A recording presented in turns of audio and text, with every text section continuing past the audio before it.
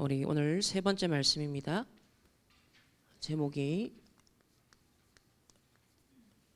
칭의, 의롭다함을 입음이라는 뜻이고요. 영어로는 justification이라고 합니다. 우리 서론에서 먼저 아주 오래된 싸움이 있습니다.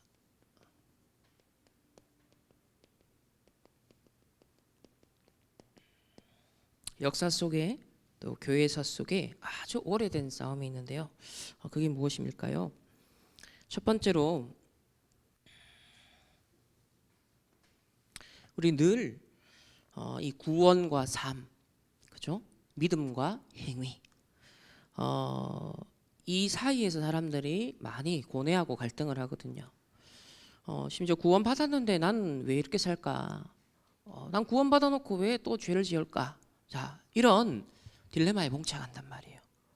이건 구원받은 하나님의 백성들이 모든 사람들이 사실 이 딜레마를 겪습니다. 그 정도의 차이는 있을 수 있지만,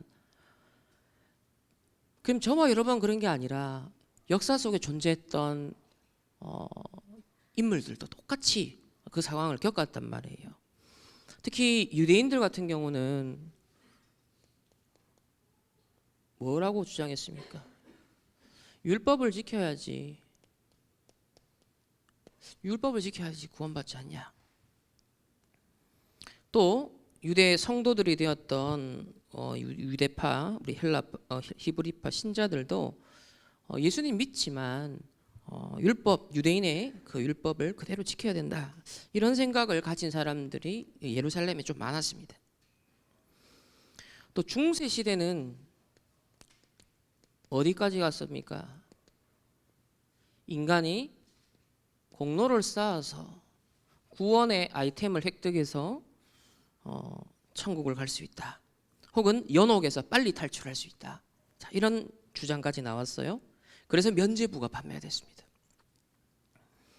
우리도 기독교 전통 안에서는 종교개혁 그 이후에 이 믿음과 행위 사이에서 주로 대표적으로 대두된 문제가 뭐냐면 알미니안 논쟁입니다.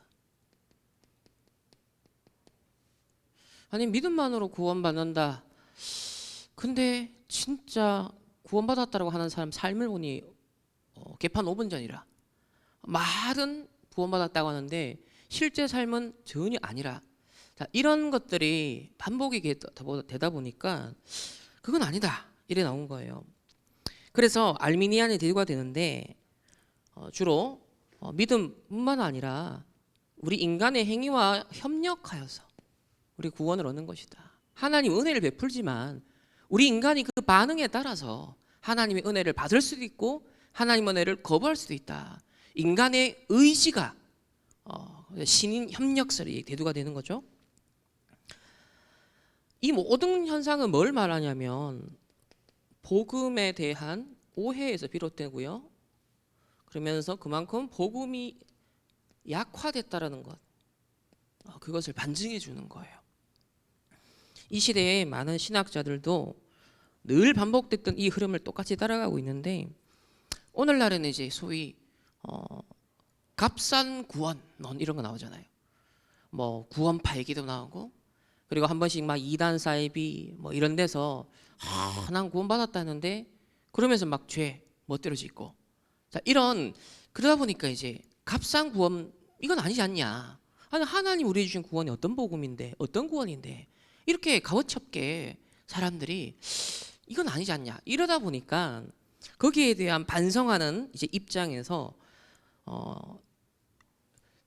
구원받았다, 칭의받았다고 말하면서 실제 성화가 되지 않는, 삶의 변화가 안 되는, 오히려 더 많은 죄를 짓는, 그런 걸 가만히 보니 구원받았다는 의미가 예수님 믿음으로 시작이 되었지만 완성된 건 아니다. 그래서 진짜 구원받은지 그 여부는 죽어봐야 한다는 거예요. 하나님 앞에 서봐야 한다는 거죠. 그래서 법적으로 결정적으로 내가 의롭게 됐다, 이게 선언이 됐지만 실제로는 유보가 되어 있다. 그래서 유보적 칭의론이 지금 가장 세게 나오고 있습니다. 현재 신학계에는 지금 일반 우리 한국 교계, 뭐 전 세계는 이미 자유주의고 한국 교계는 그나마 개신교 안에서 칼빈주의를 많이 주장하다가 지금 이제 알미니안으로 꽤 많이 기울어가고 있어요. 심지어 보수적인 교단의 제 나이 또래의 이제 젊은 교수들 있죠. 40대 뭐 중반이 되는 교수들의 주장들을 보면 약간 이쪽으로 흘러가는 느낌적 느낌들이 있어요. 그러니까 아예 진보적 신학교는 옛날부터 그랬고 보수적인 최후의 보루라고 할 수 있는 그런 신학교마저도 이제는 점점점 세상이 자꾸 막 구원파 그러죠. 막 값싼 구원론 막 욕하죠. 자, 이러다 보니까 눈치를 보잖아요. 아, 그러다 보니까 이런 쪽으로 점점점 가는 겁니다. 여러분, 유대인들이 중세교회가 그리고 교회사 속에 알미니안의 흐름 계속 됐는데 지금 똑같습니다. 그러니까 이게 신학자들의 얘기가 아니라 여러분 삶에 늘 반복되고 있는 딜레마거든요. 내가 구원받았는데 왜 죄짓지? 왜 나는 이런 영적 문제 속에 빠지지? 여러분 고민하지 않습니까? 그 현장을 지금 얘기하는 거예요. 지금 그게 여러분 한 개인에게 있는 일이 아니라 계속 하나님 구원받은 하나님의 백성들 교회사 속에 계속 논쟁해 왔던 부분입니다. 이걸 어떻게 이제 이해하느냐는 거예요. 이걸 어떻게 우리가 복음 전도자의 관점에서 이해하느냐 이게 굉장히 중요합니다. 그래서 모든 종교의 공통점은 사실은 은혜로 구원받는다 이게 아니라 율법, 인간의 공로, 인간의 행위 요거하고 맞습니다. 요거하고 그러니까 WCC라는 이 다른 종교와의 연합과 통합에 점점 열려가는 흐름이 이 개신교 안에도 나타나는 거예요. 왜? 하나님의 은혜로 선택받은 자만 구원받는다. 이래버리면 굉장히 협소해지잖아요.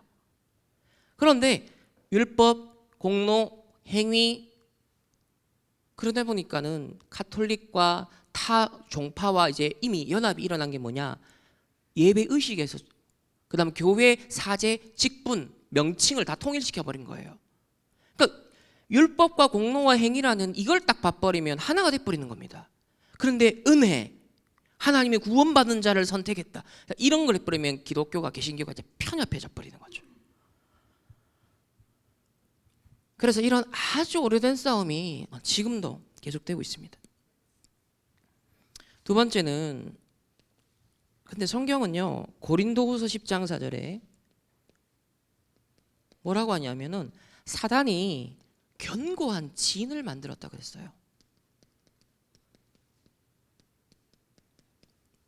사단이 견고한 망대를 종교로, 사상으로, 이념으로, 율법으로, 하나님 아닌 인본주의로 이 견고한 진을 만듭니다. 그래서 이 망대를 어디에 세우느냐? 사람들이 영혼 속에 심는 거예요. 생각과 마음 속에 이 망대를 세우는 거예요.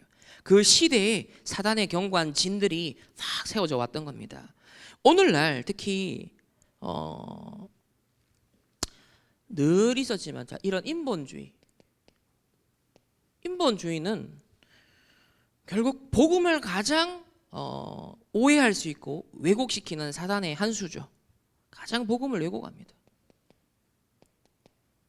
왜냐하면 복음은 인간의 전적 타락과 전적 무능과 전적 부패에 하나님이 일방적으로 구원받는 길, 해방받는 길을 하나님이 제시하셨고 그리고 그 성취까지도 직접 감당하신 게 그게 은혜의 구원, 복음이라고 합니다. 근데 인본주의는 인간이 주의가 된 거잖아요. 인간을 근본으로 삼은 주의잖아요. 인간이 구원에 있어서도 주체가 되는 거예요. 그래서 인본주의가 가장 복음을 왜곡하는 사상이에요. 출발점이 하나님이 아니에요. 내가 내 인생 주인 되어 있고 내가 내 인생을 좌지우지할 수 있다. 구원에 대해서도. 그러다 보니까 인간의 행위가 나오는 거예요. 오늘날 특히 선악설과 선성설 있잖아요. 이 대립은 계속됐잖아요. 원죄를 부정하다 보니까 인간이 태어날 때부터 죄인으로 규정하는 건 너무 가혹하지 않냐. 그러면 인간이 행위로서 뭔가 의롭게 이 의를 이룰 수 있는 개선의 여지 자체를 하나님이 차단했다? 그런 신이 무슨 신이냐 이래 나오거든요. 그래서 성선설이 대두가 되는 겁니다. 인간의 원죄는 그거 말하지 말자는 거예요.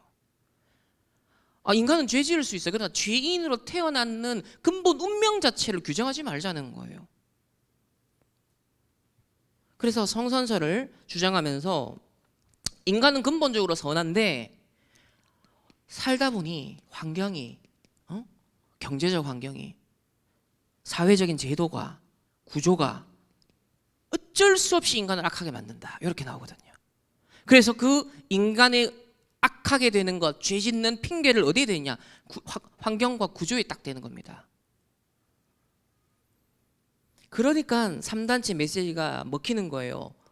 더 나은 인간이 되자. 그 더 나은 인간이 주체가 된 인본주의로 더 나은 세상을 만들어가자, 이래 나오는 겁니다. 논리의 흐름 구조를 아시겠습니까? 지금 유대인이 율법을 하나, 복음 놓치고 율법 강조한 것, 중세교회가 인간 행위의 공로를 강조한 것, 알미니안이 하나님의 은혜와 더불어 인간의 행위로 협력해서 구원받겠다라는 그거요. 그게 쭉 흘러옵니다. 그게 흘러와서 지금 이래 나오는 거예요. 여러분들이 세상에 불신자들이 갖고 있는 사고방식의 영향을 그대로 여기서 확인할 수 있거든요. 이게 교회 안팎에서 일어나는 흐름입니다. 사단의 견고한 진. 그래서 저와 여러분 하나님 이 시대에 왜 불렀냐? 이 하나님 은혜의 구원의 복음을 알고요, 증거하기 위해서. 뭐가 다 있는데 없느냐? 참 복음을 알리고 누리고 전달하는 망대는 없는 겁니다. 그걸 보셔야 돼요. 무엇이 이 시대의 부재한가? 세상에 당연히 없거니와 교회와 신학교마저도 이게 증발되고 있다면 심각한 거 아닙니까? 가장 근본적인 문제 아닙니까? 참 복음의 망대가 없어지고 있다니까요, 지금. 그러니 당연히 참 복음을 누리는 기도의 망대도 없는 거예요. 기껏 기도 망대가 뭐예요? 신비주의, 기복신앙, 그죠? 기도한다는 것 전부 다 의식주예요. 잘 먹고 잘 사는 거예요. 미신적인 거예요.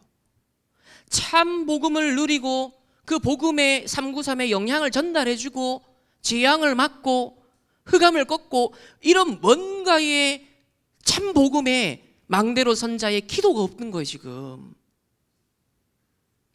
그러니까 당연히 전도 선교, 올바른 전도 선교에 살리는 망대도 없겠죠. 혹 전도를 해도 개교의 부흥 정도. 진짜 하나님이 원하신 하나님 나라를 전 세계적으로 확장하는 일에 순수하게 동기 없이 진짜 하나님 나라에 이 일을 위해 전도 선교하는 교회가 얼마나 될까요? 그래서 이거는 아주 오래된 싸움입니다. 로마서에는 이게 굉장히 깊이 나오고 아주 사실적으로 정확하게 나오고 있죠. 그 답을 여러분 잘 인생을 평생을 두고 좀 정리할 수 있는 이건 시황표가 되었으면 좋겠어요. 자, 첫 번째로 오늘 제목이 칭의잖아요. 칭의. 복음적 칭의. 이 용어 자체는 칭의는 신학적 용어예요. 칭의. 왜냐하면 오늘 로마서에는 24절에 그리스도 예수 안에 있는 속량으로 말미암아 하나님의 은혜로 값없이 의롭다 하심을 얻은 자가 되었다. 자, 이렇게 문장으로 서술도 있잖아요. 그런데 이제 신학자들의 역할은 뭐냐? 성경에 있는 핵심적인 본질적인 내용을 단어로 문구로 그거를 표현하는 역할을 하는 거예요. 그래서 그거를 우리 이제 칭의로 표현을 하는 겁니다. 의롭다라고 칭해 주셨다는 거예요.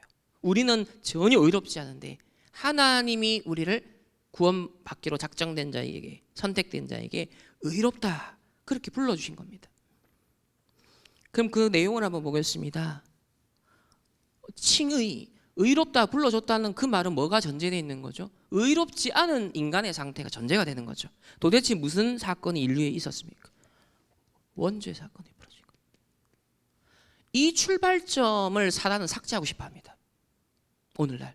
그래서 엘리트들의 모든 학문적 작업은요, 가장 근본 토대에 이걸 놓는 거예요. 원죄를 가진 인간으로서의 존재에 대한 부정입니다. 모든 이론은 거기서 출발합니다. 그래서 진화론이 말도 안 되는 이론을 갖고서 사람들이 왜 전제하느냐. 미생물에서 인간이 동물적 존재로 진화했다라고 하면은 원죄가 부정되잖아요. 원죄라는 건 있을 수가 없는 거예요. 그래서 하나님을 믿고 싶어 하지 않고 하나님을 떠나 부정하고 싶어 하는 모든 사람들은 진화론을 옹호할 수밖에 없는 본질적인 서로 관계가 형성되는 겁니다. 그게 암묵적으로 보이지 않는 작용이거든요. 근데 어떤 종교 경전에도요, 다 착하게 살아, 바르게 살아, 뭐 다 인간관계 다 얘기해요. 도덕적인 얘기 다 해요. 단 한 가지 없습니다. 요거 원죄를 고발하고 밝히는 신의 계시는 없어요. 어떤 종교 경전도 없습니다. 이 원죄에서 파생되어 나온 게 자범죄거든요. 세상은 이제 이걸 죄라고 주로 얘기하거든요. 자범죄, 그죠? 근데 성경은 뭘 얘기하느냐?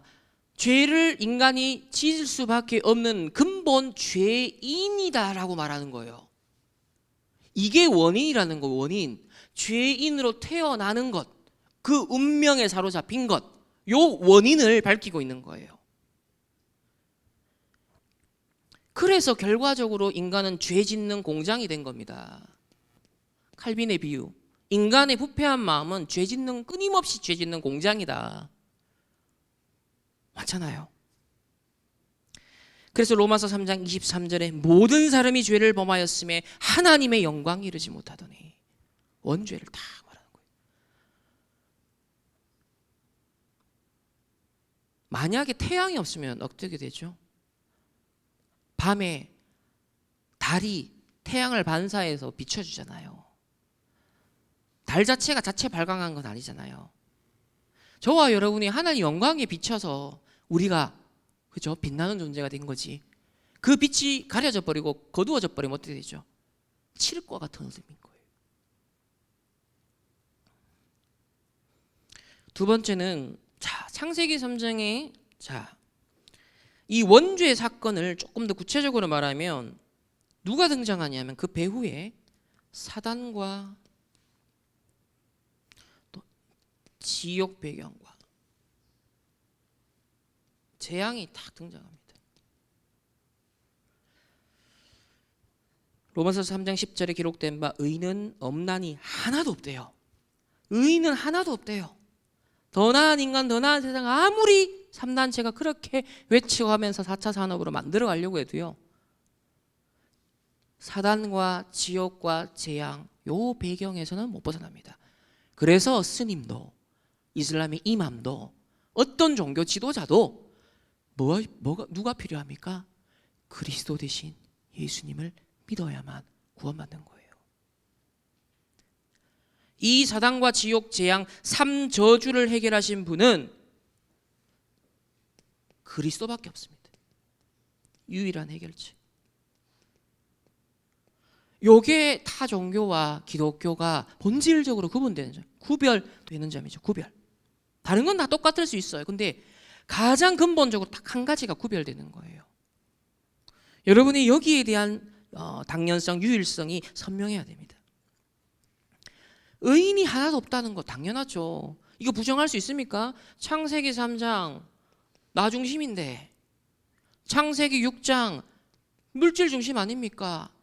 창세기 11장에 성공 중심 아닙니까? 이거 부정할 인간 있습니까? 내가 이런 존재라는 것을 아니다라고 말할 수 있는 당당한 사람 있을까요? 없어요. 의인은 없나니 하나도 없어요. 나 중심, 물질 중심, 성공 중심이에요. 그 배경에는 사단과 지옥, 재앙. 그러니 나 중심, 물질 중심, 성공 중심밖에 될 수밖에 없는 거예요. 그래서 유일한 해결책, 우리가 예수만 믿는 이유가 그리스도만 이 3저주를 해결할 수 있기 때문에. 그리스도는 기름 부음을 받은 자라 뜻입니다. 구약에 기름 부음 받은 3가지 직분이 있습니다. 왕, 선지자, 제사장.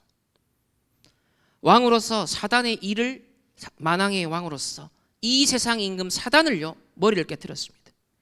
하나님 떠난 인간, 하나님 만날 수 있는 참된 길을 여신 선지자, 모든 죄, 저주, 재앙 해결하신 참된 제사장, 이 그리스도의 직분을 감당하고 이 땅에 오신 분이 바로 성육신하신 예수님이라는 거예요. 그래서 예수님 믿는 거예요. 예수님을 영접하는 거예요. 예수님 이름으로 기도하는 거예요. 그래서 복음적 칭의, 뭘 말하죠? 원죄의 운명 속에 죄의 공장과 같은 인간이, 알고 보면 사단, 지옥, 재앙 이 3저주에 꽉 갇혀서 빠져나올 인간이 없다니까요. 모든 사람이 죄인이라고 했어요.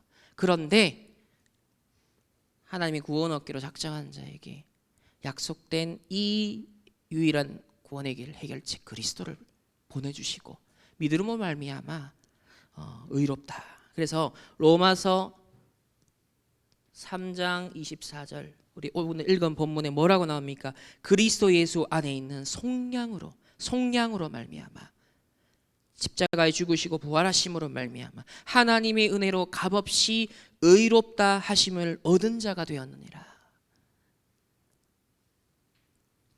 저와 여러분은 이 칭의, 이 은혜의 구원의 복음으로 말미암아 하나님의 자녀가 된 줄 믿습니다. 두 번째는 오늘 이제 그 4장부터 보면은 바울이 누굴 얘기를 하냐면 아브라함 얘기를 해요. 믿음의 조상 아브라함.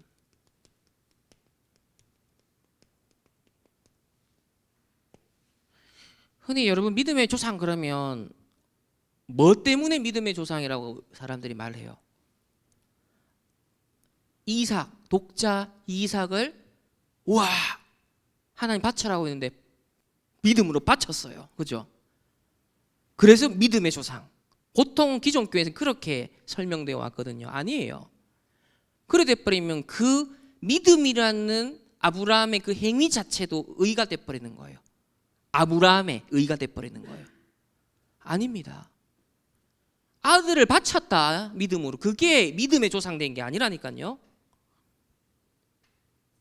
오늘 뭐라고 말하냐면 자 로마서 1장 16절에서 17절에 벌써 루터가 이걸 갖고 들고 나왔었잖아요. 바울이 뭐라 그랬습니까?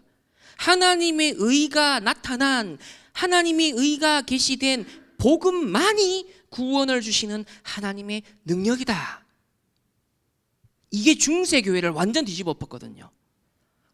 하나님의 의가 어디에 나타났다?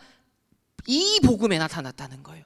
그래서 이 복음만이 구원을 주시는 하나님의 능력이다. 한마디로 말하면 첫 번째로 로마서 4장 2절에 만일 아브라함이 행위로서 구원 어렵다 하심을 받았다면 자랑할 것이 있으려니와 하나님 앞에서는 없느니라 그랬습니다.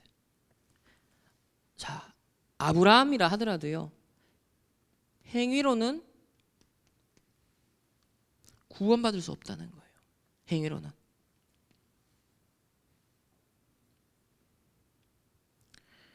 두 번째로 아브라함도 로마서 4장 3절에 보면 성경이 무엇을 말하느냐, 아브라함이 하나님을 믿음에 그것이 그에게 의로 여겨진 바가 되었다 그랬습니다.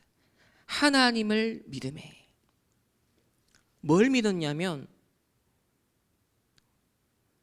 그리스도를 미리 바라보며 그 그리스도를 믿는 믿음. 그래서 이신칭의의 복음입니다. 이것도 유대교에서 말한 것처럼 구약에는 율법으로 구원받았다 아니에요. 구약에도 이신칭의 은혜의 복음으로 구원받는 겁니다. 미리 예언된 그리스도를 바라보며 그 믿음으로 의롭다함을, 그죠? 그래서 세 번째로 아브라함이 자 11절에 보면 이래 나오잖아요. 그가 할례의 표를 받은 것은 구약은 언약 백성의 표식으로 구별됐다는 표식으로 할례를 행했단 말이에요. 자, 그가 할례의 표를 받은 것은 무할례 시에 그 할례를 행하기 전에 믿음으로 된 의를 인친 것이다. 그러니까 할례 행위는 이미 믿음으로 의롭다함을 받은 것에 대한 확증적인 하나의 표식일 뿐이라는 거예요. 할례를 행했기 때문에 내가 의가 전가된 게 아니라는 거예요. 이미 믿음으로 의롭다고 칭해진 것에 대해서 구약 백성으로서 구별을 지키기 위해서 표식으로 할례를 행하라고 했던 겁니다.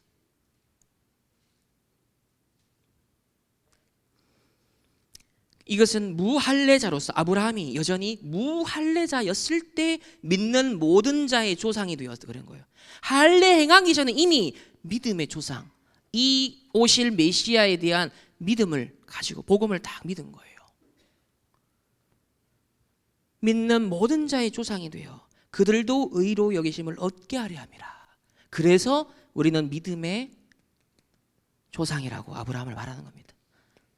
지금부터 오해하지 마세요. 독자 이삭을 바쳤더니 믿음의 조상이 짠 영웅이 됐습니다. 이거 아닙니다. 정확하게 하셔야 돼요. 복음을.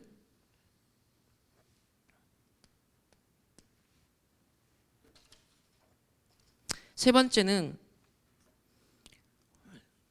이 구원을 확증해야 됩니다. 확증. 대충 하면 안 돼요. 여러분 대충 할 게 있고 확실하게 할 게 있고. 그래서 완전 복음을 각인해라. 오늘 부제는 완전 복음을 여러분 지금 각인시켜야 됩니다.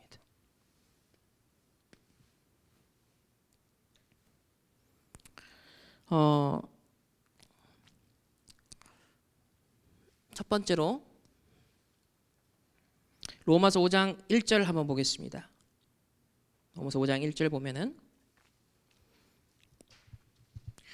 우리 다 같이 함께 소리 내어서 우리 합독하실 때 내게 각인되기 때문에 우리 소리 내서 합독하겠습니다. 시작.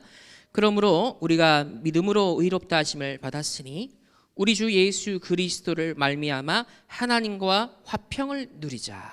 아멘. 믿음으로 하나님과 화평을 누리자.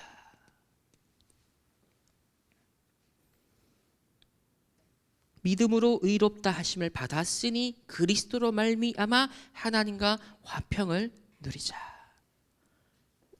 여러분이 받은 구원이 어떤 구원인가? 2절 한번 합독하겠습니다. 시작. 또한 그로 말미암아 우리가 믿음으로 서 있는 이 은혜에 들어감을 얻었으며 하나님의 영광을 바라고 즐거워하였느니라. 아멘. 믿음으로 하나님과 화평을 이룰 뿐만 아니라 믿음으로 은혜에 들어간다. 믿음으로 은혜에 들어간다. 그러니까 이 은혜에 들어감을 얻었다 그런 거죠. 얻었다. 그러니까 내가 믿었기 때문에 은혜로 쏙 들어갔다라는 내 주체성을 말하는 게 아니죠.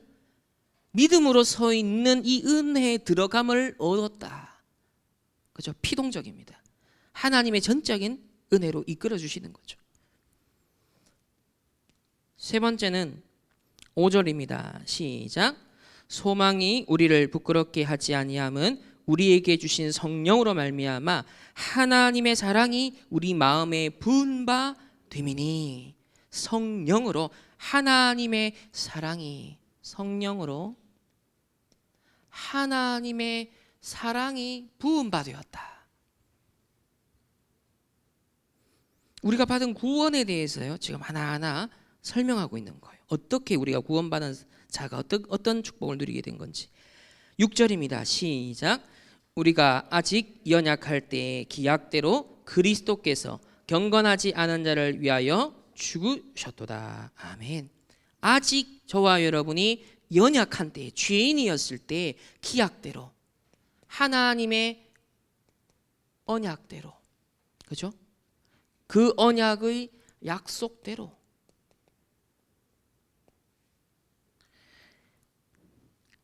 그렇게 죽으셨다 그랬습니다. 약속대로 죽으셨다. 모든 사단의 망대를 허무시는 십자가에서 죽으시고 부활하셨어요. 다섯 번째는 우리 8절입니다. 함께 합독하겠습니다. 시작. 우리가 아직 죄인 되었을 때에 그리스도께서 우리를 위하여 죽으심으로 하나님께서 우리에 대한 자기의 사랑을 확증하셨느니라. 아멘. 언제요? 저와 여러분이 여전히 죄인이었을 때, 원죄 가운데 여전히 그 운명 가운데 있었을 때 그리스도께서 우리를 위하여 죽으심으로 우리에 대한 자기의 사랑을 확증하셨느니라. 여러분, 어느 종교에 비교할 수 있겠습니까? 이 구원의 복음, 구원의 은혜, 하나님이 우리에 베푸신 사랑이 얼마나 크고 놀라운가. 복음을 정확하게 알면 알수록 우리는 감사할 것밖에 없고 감격할 것밖에 없어요. 다른 거 내세울 게, 조금도 내 의의를 드러낼 게 하나도 없는 거예요. 부끄럽죠. 오히려 은혜의 복음을 깨달으면 깨달을수록 어이구 내가 주책이네. 주여. 또 내 창세기 3장 깨닫고 주여. 이게 이제 진정한 복음으로의 돌이킴, 회개잖아요. 회개. 복음을 발견하는 그게 진정한 회개거든요. 그래서 우리의 어떤 노력으로, 힘으로 구원받습니까? 의를 이룰 수 있습니까? 절대 불가능합니다. 우리는 스스로는 구원받을 힘이 0.00001%도 없다니까요. 이미 죄인으로 태어난 겁니다. 멸망 상태라니까요. 아무 희망도 소망도 없는 그런 벌레 같은 존재라 그랬습니다. 이런 저와 여러분을 믿음으로 하나님과 화평을 이루게 하시고, 믿음으로 은혜에 들어감을 얻게 하시고, 성령의 역사로 말미암아 하나님의 사랑이 부음받아졌고, 그리고 그 모든 성취는 약속대로, 임의로, 갑자기가 아니라, 우연히가 아니라 하나님의 약속대로. 그러니까 우리가 얼마나 보살핌을 받았던 존재인지, 아직 죄인 되어 있을 그때에도 놀라운 거죠. 이 기독교의 구원의 복음을 어디에 비하하겠습니까? 그래서 네 번째는, 오늘 본론은 네 번째까지 있어요. 자, 복음적 성화. 자, 이제 여기서 문제가 생겨나는데, 여기에 대한 오해들이 이제 생겨나는 거죠.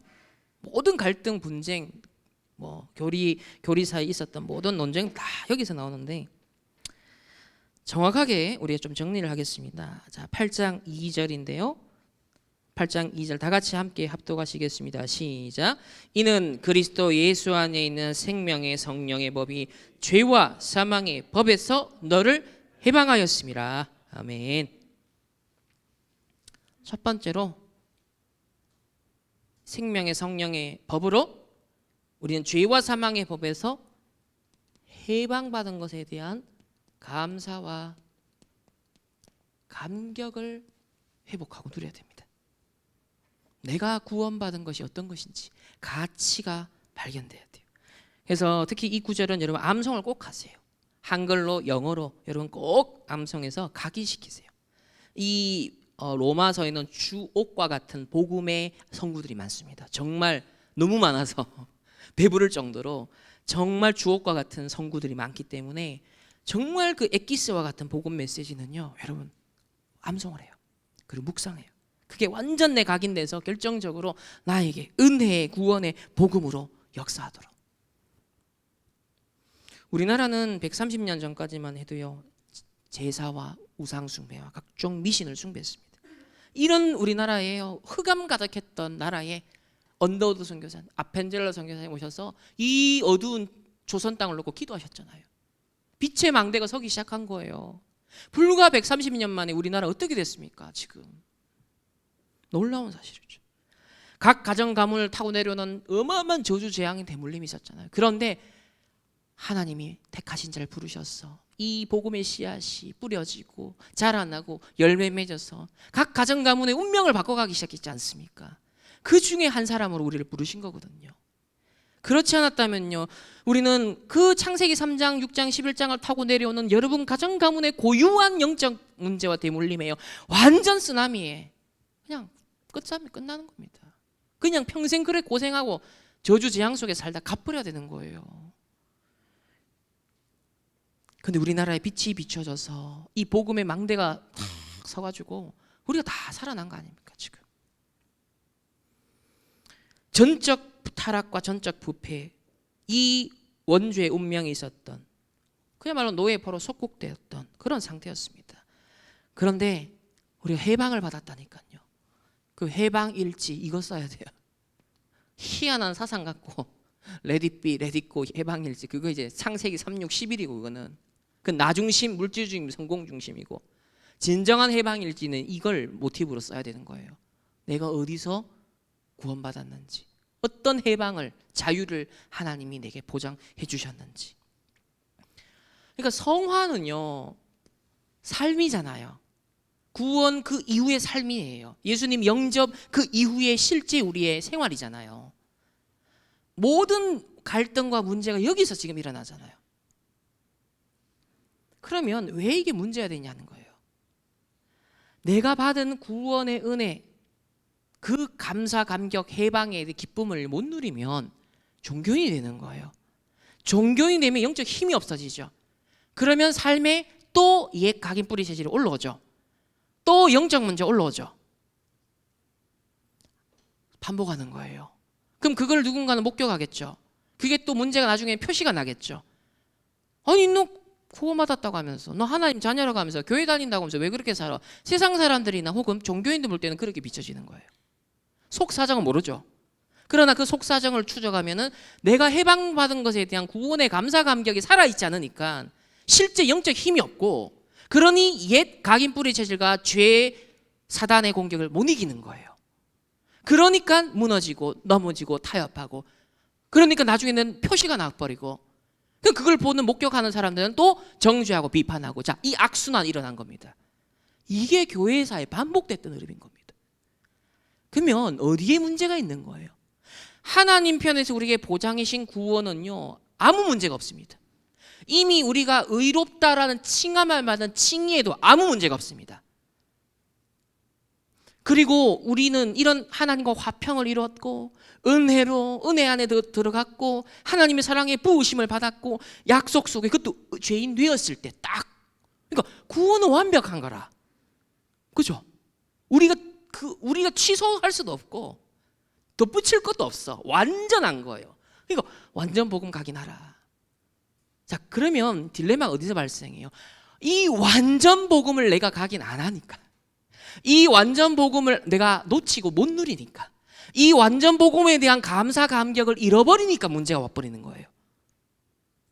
문제가 아닌데 문제가 돼버리는 거예요. 왜? 내 혼자 숨어서 평생 안 들키고 살아가면 모르는데 사단은 알고 내 스스로가 알잖아요. 그리고 결국은 나중에 세상도 알잖아요.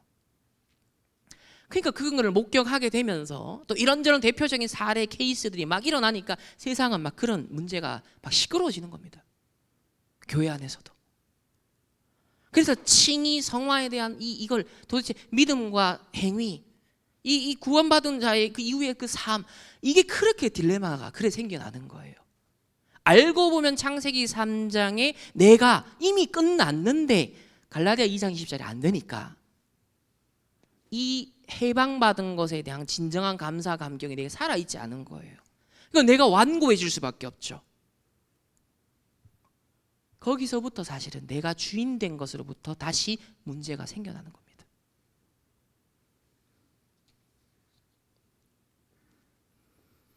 그래서 바울은 전반부에는 이신칭의의 완전 은혜의 복음에 대해 확실하게 얘기를 합니다. 우리가 은혜에 구원받은 게 어떤 것인지.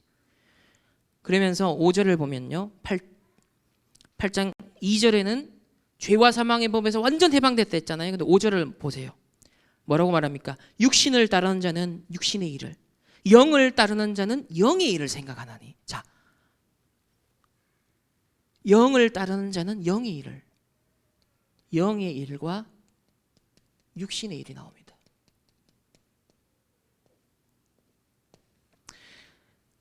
저는 다락방 메시지가 복음을 지속적으로 일관성있게 강조하는 게 바로 여기 있는 거예요. 우리의 옛 각인 뿌리, 자, 이 체질은요 한두 번 메시지를 복음 들었다고 해서 이게 내게 바뀌는 게 아니에요.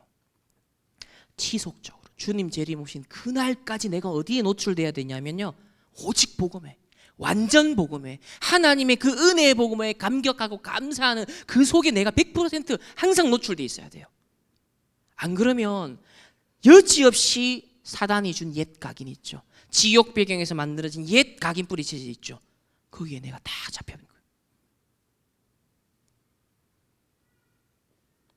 그래서 이 각인 뿌리 체질을 치유하는, 지속적으로 복음이 강조되는 강단과 훈련과 메시지가 있다는 건요, 진짜 그냥 까무라치고 놀라 자빠져야 됩니다. 이 치유하는 복음에 그래서 집중해야 되는 거예요. 집중. 저는 성화를 그렇게 정의하고 싶어요. 착하게 살아야 된다, 바르게 살아야 된다, 그 수준 낮은 얘기. 그렇게 복음을 성화를 접근하면 은혜의 칭의의 복음마저도 왜곡시키는 꼴이 돼버리거든요. 이 칭의의 은혜의 복음이 얼마나 위대한 것인데, 얼마나 풍성하고 깊고 충만한 것인데, 그걸 놓치고 그걸 누리지 못하고 그걸 감격하지 못해서 빚어지는, 어떤 면에서 우리의 삶에 일어나는 그 옛 각인 뿌리 체질로 일어나는 그런 그 일들이 이 어마어마한 은혜의 칭의의 복음을 덮을 수 없거든요. 사실 이길 수도 없거든요. 질 수가 없어요. 그래서 저는 성화는 딴 게 아니라 칭의의 그 100% 은혜의 복음에 감사 감격하는 것으로부터의 시작이다. 그걸 얼마나 지속하느냐. 그래서 복음 집중이 저는 곧 성화다. 복음 집중하는 것이 성화입니다. 복음 집중. 내 생각과 마음이 복음을 집중하고, 내 영혼이 복음을 집중하고, 내가 오늘 하는 일 속에서 복음을 집중하고, 이게 성화 아닙니까? 성화.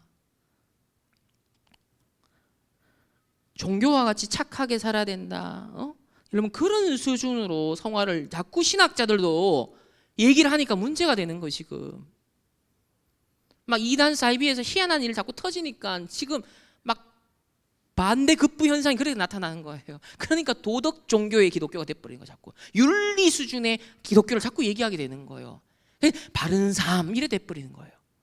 얼마나 왜곡되는지 몰라요 지금.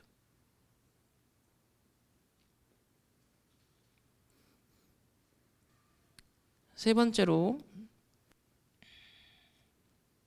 7절에 보면은 육신의 생각은 하나님과 원수가 되나니 이는 하나님의 법에 굴복하지 아니할 뿐 아니라 할 수도 없음이라. 그러니까 육신의 생각은 하나님의 법에 굴복하길 싫어한다는 거예요. 하나님의 법은 뭐예요? 생명의 성령의 법이 죄와 사망의 법을 해방시켰다 그랬잖아요. 그런데 그 해방시킨 생명의 성령의 하나님의 법에 내가 굴복하지 않아 버리면 어디에 내가 굴복할 수밖에 없게 되죠? 죄와 사망의 법에 또 굴복해 들어가는 거예요. 이스라엘은 그래서 그걸 완고함이라고 표현하고 있습니다. 완고함. 육신의 생각은 하나님과 원수가 되나니 하나님의 법에 굴복하지 아니할 뿐 아니라. 그러니까 하나님 말씀을 내가 또 안 듣는 거예요. 내가 주인 되어서 또 살아가는 거예요. 여기서 모든 문제가 오는 겁니다. 창세기 3장으로 내가 들어가는 거예요. 그게 문제예요. 그래서 육신이 있는 자는 육신에 속해 있는 자는 하나님과 다시 원수가 된다 그랬습니다. 사실 하나님의 자녀인데. 그래서 복음적 성화는 이 은혜의 칭의의 복음이 준 그 어마어마한 해방과 자유의 놀라움을 감사 감격하는 복음의 집중을 계속하는 것, 24하는 것. 요게 성화입니다. 요렇게 복음적으로 성화가 설명이 안 되니까 문제가 다 오는 거예요. 칭의와 성화를 희한하게 오해를 하는 겁니다. 결론입니다. 그러면 뭘 해야 될까요? 완전 복음 각인하면 됩니다. 복음 완전하기 때문에 그것만 각인하면 돼. 완전 복음. 내가 착하게 살아야지, 죄 안 지어지지, 그거 고민할 필요가 없다니까요. 완전 복음만 각인하면 된다니까요. 그거 그냥 집중하세요. 어느 정도로 내가 다른 거에 어떤 면에서는 내가 그랬나 싶을 정도로 그냥 복음으로 내가 24 연결되어 있어 버리니까. 이 완전 복음이 각인되면 그게 여러분의 평생의 인생 기반이 됩니다. 흔들리지 않는 반석이 된다니까요. 그래 되면 나도 살리고 다른 사람도 살리는 망대가 되는 거예요. 이 완전 복음 메시지가 각인되면 살리는 망대가 돼버립니다. 작품이 된다는 거예요. 왜냐? 오늘날 너무나 실패 속에 있는 자들 많고요.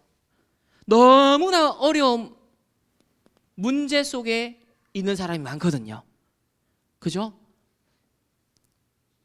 그래서 성급하게 판단하면 안 되기 때문에 우리가 이 복음을 제대로 이해를 못하면 율법적으로 또 판단하고 정죄해버리는 거, 스스로도 다른 사람에 대해서도 성급하게 판단을 해서는 안 된다.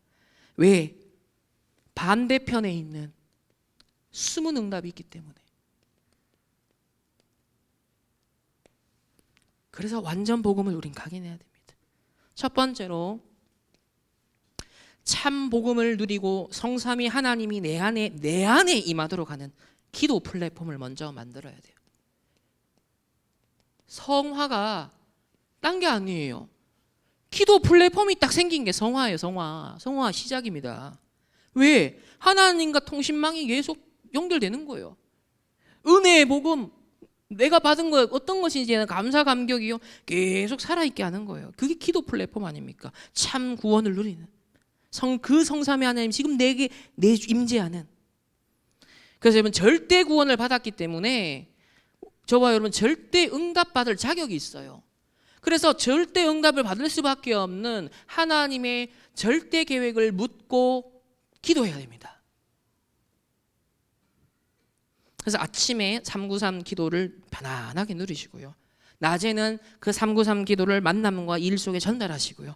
밤에는 답을 얻고 치유를 누리는 깊은 시간을 한번 가져보세요. 계속 한번 그냥 해보세요. 내 뇌가 좋구나. 내 삶의 리듬 속에 이거 좋네.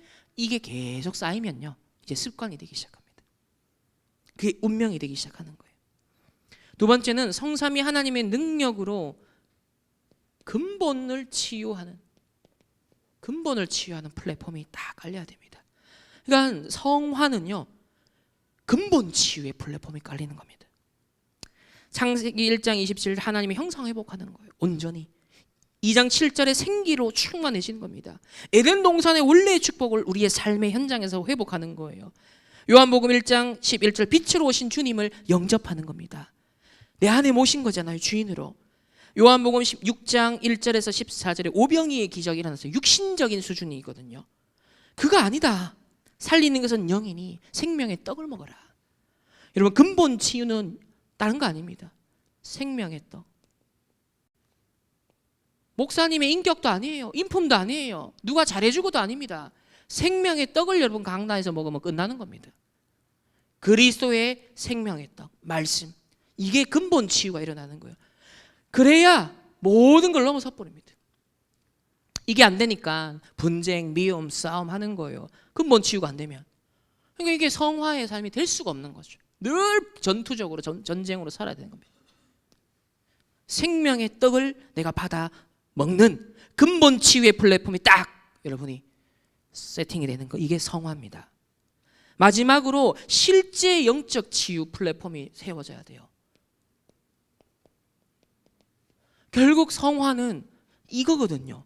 근본 영적 치유, 각인 뿌리 재질 계속 사단이 준 것, 세상이 준 것, 요 치유. 창세기 3:6-11에서 벗어나는 영적 치유. 요게 성화입니다. 그래서 요한일서 5장 11절 12절에 그리스도, 우리가 받은 생명은 어떤 생명이다? 그리스도의 생명이 우리 안에 있다 그랬거든요. 이게 출발점입니다. 저와 여러분이요, 예수님 영접해서 내 안에 생겨난 그 생명은 예수님과 똑같은 생명이라는 거예요. 이게 출발점. 그러니까 영적 치유, 예수님의 생명을 소유한 것으로부터. 그래서 고린도후서 5장 17절에 새로운 피조물이니 그랬습니다. 그리스도 예수 안에서. 마지막으로 갈라디아 2장 20절. 이런 멸망할 수밖에 없었던 나는 그리스도와 함께 십자가에 못 박혔나니 이제 내가 사는 것이 아니요 내 안에 오직 그리스도께서 사시는 것이라. 정말 칭의, 이 복음적 칭의와 성화를 잘 깊이 묵상하시고 완전 복음을 주셨기에 완전 복음의 여러분 각인, 이 축복을 누리시기를 주님의 이름으로 축복합니다. 기도하겠습니다. 하나님 감사합니다. 성경적 칭의 복음을 깊이 묵상하며 완전 복음의 각인의 은혜를 누리게 하옵소서. 예수 그리스도의 이름으로 기도합니다. 아멘. 우리에게 완전한 구원의 은혜의 복음 주심을 감사합니다. 이 완전한 복음을 24, 25 누릴 수 있는 기도의 플랫폼이 세워지게 하옵소서. 사단이 쳐놓은 모든 틀린 망대들이 율법주의, 신비주의, 인본주의, 행위와 공로, 또 구원의 감사 감격을 놓쳐버리게 만드는 우리의 황폐함, 이 사단의 망대가 무너지고 정말 우리에게 주신 놀라운 그리스도의 이 구원의 복음을 날마다 감사하고 감격할 수 있는 우리의 영적 상태가 늘 24시 하나님께 집중될 수 있도록 하나님 은혜를 베풀어 주시옵소서. 하나님 이 완전한 복음을 우리에게 주셨사오니 이 복음을 감사 감격하고 각인하고 또 다른 사람들에게 증거하고 전파하기 위하여 하나님 나라 이루는 일에 드린 이 헌금이 쓰임받게 하시고 정말 참된 복음적 칭의, 참된 복음적 성화, 이 복음을 증거하고 전달하는 일에 하나님 빛의 경제 응답 누리는 예물로 축복하여 주옵소서.